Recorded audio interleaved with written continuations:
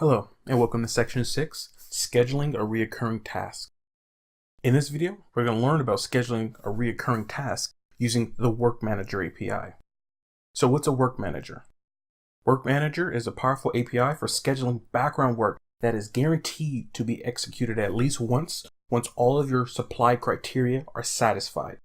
What this means that if your app restarts or crashes or something like that, once you've actually submitted a WorkManager task or a worker, it's guaranteed to be executed at some point in time, even if you reboot your device. Some of the major classes when using WorkManager are worker. Now, the worker class actually defines the background task that you want to perform. So you would extend the class worker and you'd override the method do work and put your custom logic here. Next is the work request. And work request is actually how you specify the work that you want done in the background. So the worker class defines the work and the work request specifies which work to do. And this is actually really necessary. You'll really see this come into play when you have multiple workers in your application. So let's say you have two workers, one for uploading data from a database and one for downloading data in the database. You specify a work request for those two individual worker objects. Next is the work status. And this contains information about the state of the worker as well as any possible output data. And use the work status to query if it's actually been scheduled and fired already, or if it's been postponed, or if it's been canceled. And you actually can get a hold of the work status from the work manager by passing in the ID of your work request, and it'll give you the work status in the form of a live data. Now, lastly, the work manager class is actually what handles and queuing and scheduling your worker classes to fire. And it does this intelligently based off of its current system load and respects the constraints that you've passed into the work request.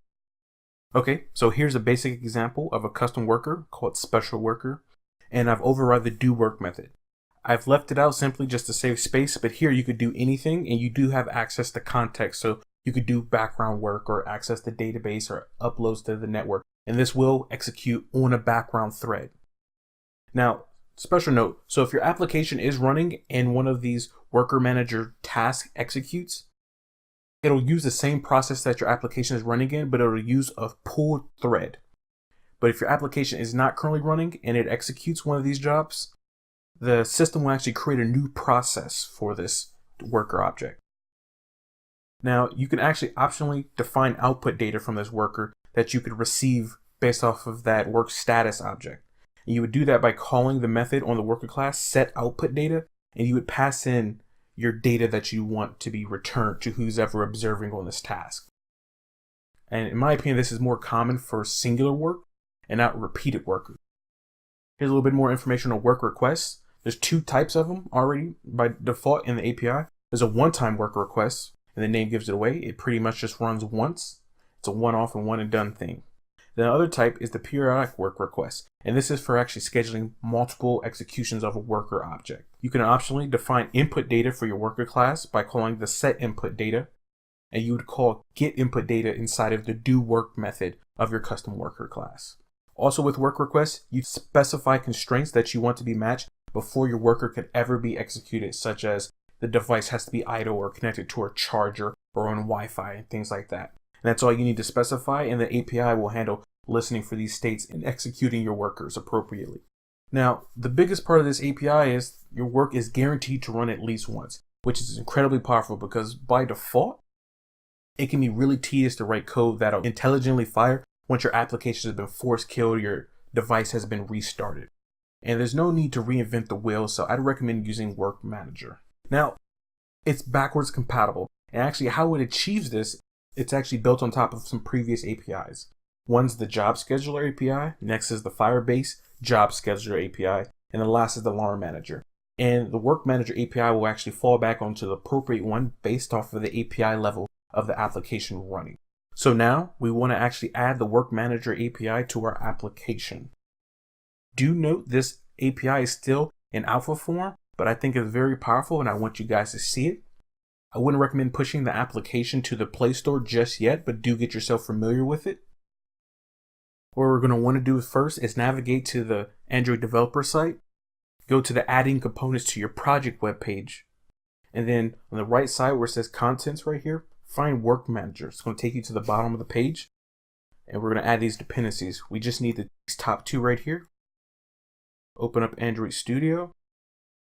Then we want to navigate to our build.gradle file, the one that has app not field finder. And down here, I'm going to paste this code.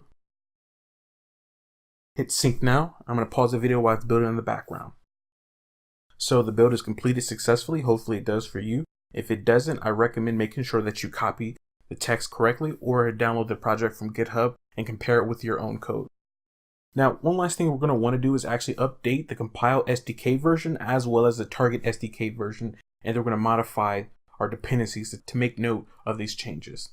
And the reason why we're going to want to do that is because Android P has actually become stable and is officially released, as well as the support libraries for Android P. All right, so change the one for compile SDK, then target SDK. Now we're going to go down here and we're going to change all these red lines because it's actually noticing that they're compiled against a different version of the library. So we need to change those to be 28.0.0.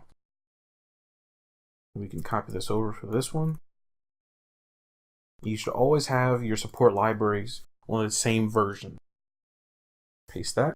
We're going to hit sync again. I'm going to pause it while it builds in the background, and I'll unpause it if we run into an exception. So after updating the API to target against 28 as well as compile against 28, it successfully finished building. Now, this is the one source that I consulted to actually add the API dependency for WorkManager. I recommend it's also good to consult the source for other components in the Android architecture library.